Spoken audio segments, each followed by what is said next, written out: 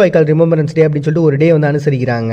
சரி, இந்த இடத்துல சிங்களர்களுக்கும் தமிழர்களுக்கும் பிரச்சனை போயிட்டு இருக்கு, அதுதான் உள்நாட்டு போர் நடந்து அதில் தான் பல பேர் வந்து கொல்லப்பட்டாங்க அப்படின்ற இன்ஃபர்மேஷன்லாம் இருக்கட்டும்.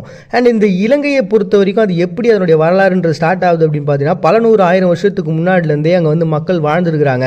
நம்ம இரும்பு காலம்னு சொல்லுவோம் சொல்லுங்களா, அந்த சமயத்துலேருந்தே பார்த்தீங்கன்னா மக்கள் வந்து ஒரு நாகரிகத்தோடு வாழ்ந்திருக்காங்க அப்படின்னு சொல்லிட்டு, அதுலேயும் வேதா அப்படின்ற ஒரு இனம் சார்ந்த மக்கள் அந்த இருக்கலாம் அப்படின்ற ஒரு குறிப்பும் இருக்குது பழங்காலத்தில் இருந்தாங்கன்னு. ஆனால் இப்போ வந்து பார்த்தீங்கன்னா வெறும் 2500 பேர் கொண்ட ஒரு பழங்குடி மக்களாக மட்டும்தான் அவங்க வாழ்ந்துருக்கிறாங்க. அண்ட் அடுத்தபடி பார்த்தீங்கன்னா இந்த சீனாவோட இவங்களுக்கு ஒரு பெரிய தொடர்பு இருந்தது. யக்ஷர்கள், நாகர்கள் அப்படின்னு சொல்லிட்டு தமிழர்களுடைய இனம் அப்படின்னு இந்த பகுதியில் அதிகமாக இருந்தது அப்படின்னு சொல்லிட்டு வரலாற்று குறிப்புகளாக இருக்குதுங்க.